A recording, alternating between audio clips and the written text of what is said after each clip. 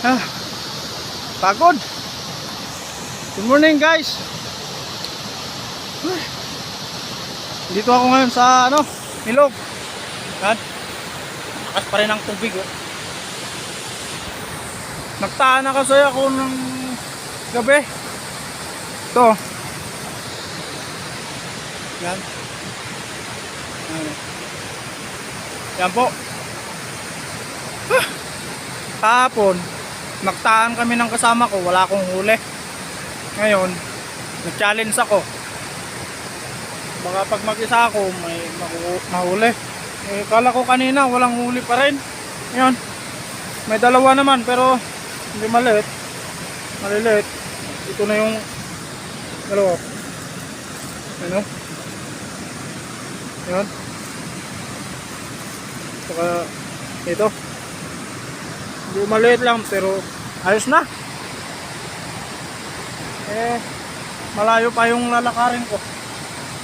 Bumayo talaga ako. Naglakad ako ng isang oras. Tsaka nagmotor pa ako. Yan.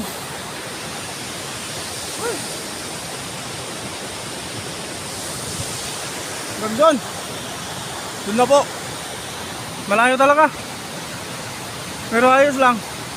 Salamat pa rin kay Lord, may nahuli ako. Sa mga nanonood po sa video na ina-upload ko, paki-subscribe na lang po. Pero baka mamayang hapon absent muna ako sa ilog. Hindi muna ako magtataan kasi lilinisan ko pa yung garden ko. Yung in-upload ko no na nagbuhat ako ng yung bamboo tree hanggang sa tinapos namin.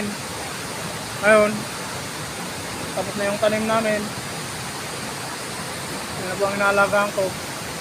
Ito kasi pag tataan ko ng awel, parang ano lang, hindi yung diretso po. Hindi po yung diretso. Kasi pag Tambuklaw Dam mali,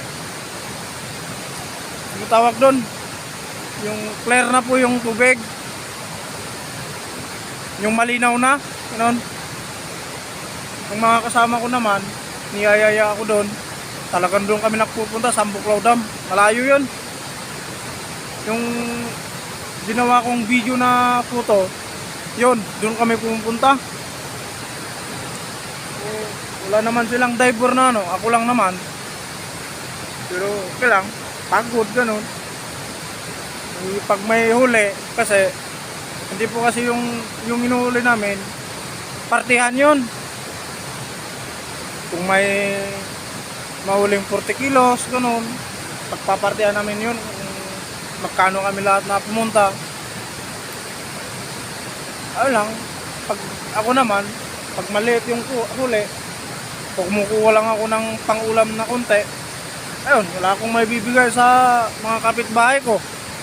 Kasi ako pag marami yung nahuli ko, pinamimigay ko sa kapitbahay ko yung iba. Talagang nagtitira lang ako ng pang-ulam namin. Ganun po yung ginagawa ko. So sana sa mga nanonood dyan, maintindihan nyo kung hindi ako lagi nandito sa ilog. Kasi marami namang trabaho, hindi lang naman ito ang ginagawa ko. Yan lang po. Salamat po sa mga nanonood sa akin, sa pinupost kong video.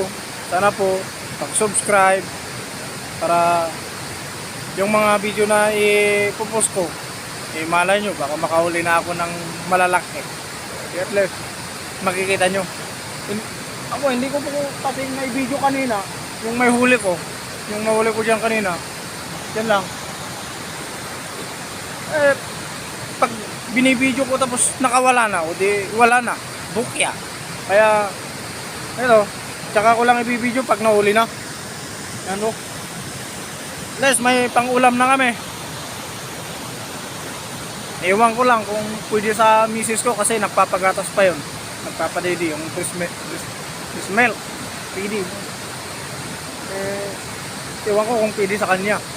Kasi kahapon, yung nahuli ng kasama ko, kami lang talaga nag-ulam. Eh, no, pagpartihan namin yun, ako, ang gusto ko, tikman ko lang, ayos na. Pero pag ako talaga nakahuli, ayun, papartihin ko. Hahatiin ko yun, para walang lugi. Ganon po ang ginagawa ko lagi. Salamat po, yun lang po. Pag-like and subscribe. And